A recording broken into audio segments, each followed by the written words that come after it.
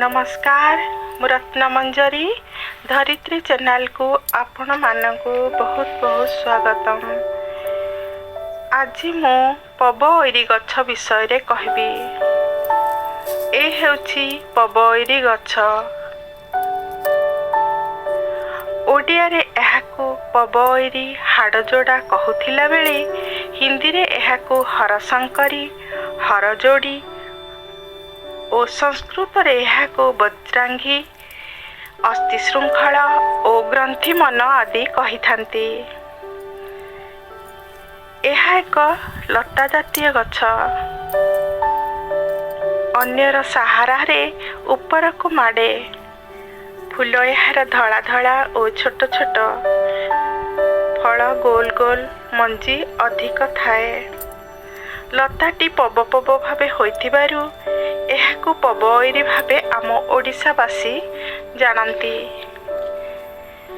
भांगी जाइथिबा हाड़कु एहा जोड़ी पारे।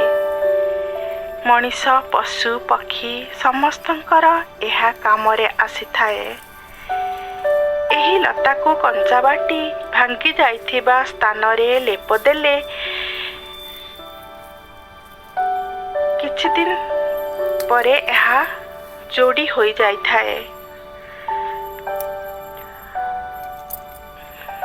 जड़ा गछर मूल, बेगुनिया पत्र, हाड़ भंगा प्रत्येकर 20 ग्राम नहीं 1 लिटर पानी रे सिझाई सेही जल उषुम थाउ थाउ पीले किछि दिन पीले आंठू गंठी फुला, दरज, आम बात, कटी बात, गंठी बात आदि भल होइथाए।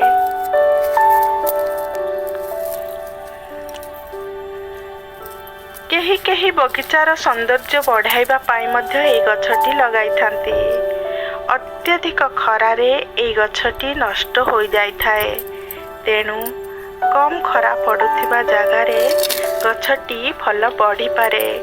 25 भाग माटी, 25 भाग गोबर और 25 भाग बाली, 25 भाग भर्मी कंपोस्ट को नहीं एकठी करी ए गछटी जत्न रे सह लगाइले बाड़ी बगीचार सौंदर्य बढ़ाइबा सहित आमर कामरे आसी थाए। तेणु समस्त को मोर अनुरोध ए गछटी आनी लगांतु।